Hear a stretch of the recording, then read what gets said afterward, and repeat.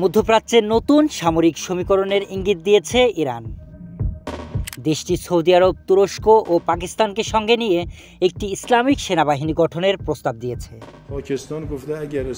ইরানের প্রভাবশালী নেতা মহসেন রেজাই জানান, এ ধরনের যৌথ বাহিনী মধ্যপ্রাচ্যের নিরাপত্তা রক্ষায় বড় ভূমিকা রাখতে পারে।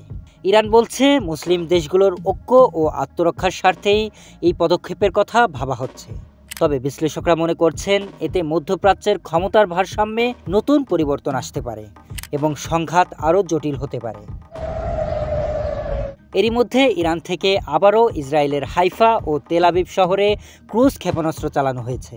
এতে তাৎক্ষণিকভাবে 5 জন নিহত এবং বহু মানুষ আহত হয়েছেন। ক্ষতিগ্রস্ত হয়েছে বিদ্যুৎ কেন্দ্র সহ কিছু আবাসিক ভবন। এ হামলায় যুক্তরাষ্ট্রের দূতাবাসও আংশিক ক্ষতিগ্রস্ত হয়েছে বলে জানা যায়, যার ফলে সেটি সাময়িকভাবে বন্ধ রাখা হয়েছে। এর আগে 13 জুন শুক্রবার ইসরায়েল অতর্কিত বিমান ও ড্রোন হামলা চালায় ইরানের বেশ কয়েকটি সামরিক ঘাঁটি ও পরমাণু স্থাপনায়। এতে প্রাণ হারান ইরানের অন্তত 78 জন, যাদের মধ্যে ছিলেন শীর্ষ সামরিক কর্মকর্তা ও পরমাণু বিজ্ঞানীরাও।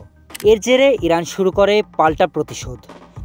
পাল্টা হামলার মধ্য দিয়ে দুই পক্ষ জড়িয়ে পড়ে চরম সংঘাতে। ইসরায়েল ও পশ্চিমাদের চাপ মোকাবেলায় মূলত ইরানের এই কৌশল।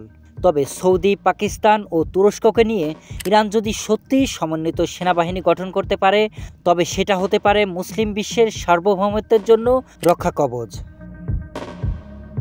শরীফ Rahat, news desk, hello Bangla.